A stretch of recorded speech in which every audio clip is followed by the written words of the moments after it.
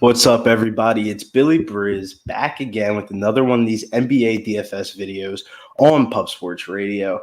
It's been a while, man. It's been like a week since we did one of these. Crazy week in the UFC, as we can tell, man. 4 out of the 11 favorites won on Saturday's McGregor card.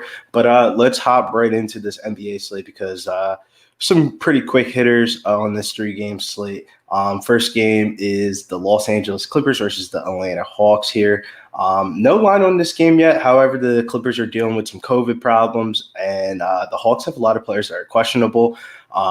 Those players that are in COVID protocols right now are Paul George, Kawhi Leonard, and Patrick Beverley. So the team leading usage players, basically. If I had to rank my favorite Clippers, I would rank over on Draftkings. I would lock in Lou Williams, and then over on Fanduel, I would lock in Reggie Jackson. Both of those players are definitely going to have to play a big role here. It's going to be pretty interesting to see who's going to step up offensively, because this is a really good spot here against the Atlanta Hawks. If I had to rank the rest of my favorite Clippers, it would be Serge Ibaka, Nicholas Batum, Luke Kennard, Terrence Mann, and then Patrick Patterson. Yeah, we're going to have to go a little bit ugly at the bottom of this list because it's only a 3-game slate here. If you look at the Hawks injury report, Clint Capella, Trae Young, Dallo, Gallinari, Cam Reddish, all listed as questionable. Chris Dunn and Bogdan Bogdanovic are still out. With so much news ambiguity here, I don't know how much I really want to get from this team here from the Hawks.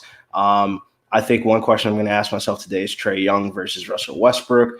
But I don't really know what I want to do with the Hawks yet. We're kind of going to wait for that East Coast report that comes out around that 1:30 after shoot around, see who's in, who's out, who showed up today for work and who didn't. Let's go over to this Washington and Houston game.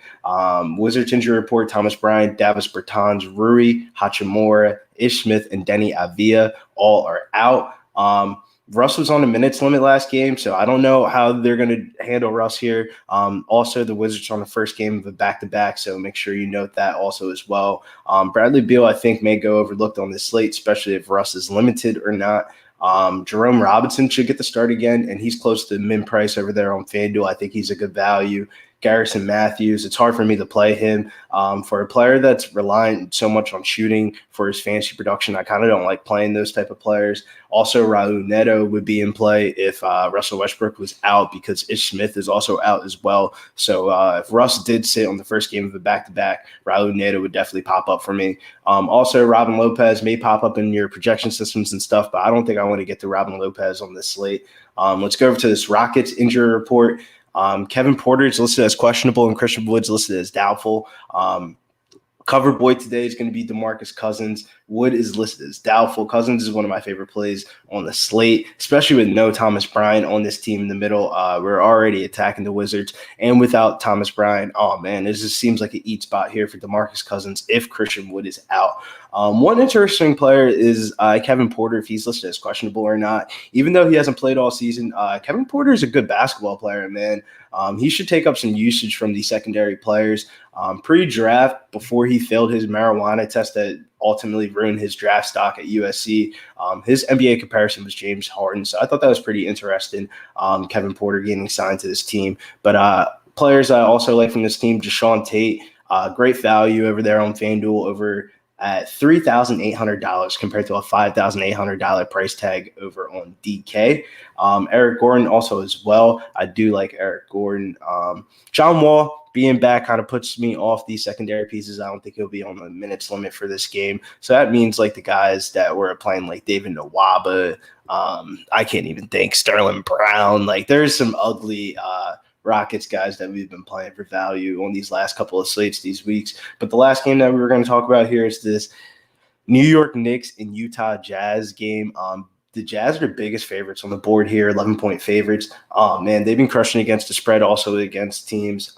Not looking too well for this Knicks roster here against this Utah Jazz team. I don't know how many Knicks I want to get to on this slate. I think Mitchell Robinson's viable over there on FanDuel because the blocks and steals could definitely boost up his points. Also, the Jazz are really healthy as well, so nothing really stands out for me on this team. It's kind of unfortunate because this is a pace down spot for both teams here. I kind of don't really want to get a lot of pieces from this game. So make sure you keep your eyes out on the news today for this Atlanta and Clippers game and this Houston and Washington Wizards games. Those are the two games that you really want to primarily focus on this 3-game slate. Even though it's a 3-game slate, it's pretty tempting to cross out that Utah Jazz and Knicks game. But if you like this video, make sure you hit the like button on the video and then hit the bell notification so you get notified anytime Pub Sports Radio goes live. And make sure you check out Pub Culture, our new channel also as well. We'll be doing some videos over there also. This is kind of more like the sports betting and sports information type of channel. But if you like anything that I said and you want to follow me on social media, you can hit the description in the link. All my social media links are down below. I'm about to be out of here. Billy Briz. Make sure you follow me over on Twitter at Getting Bills.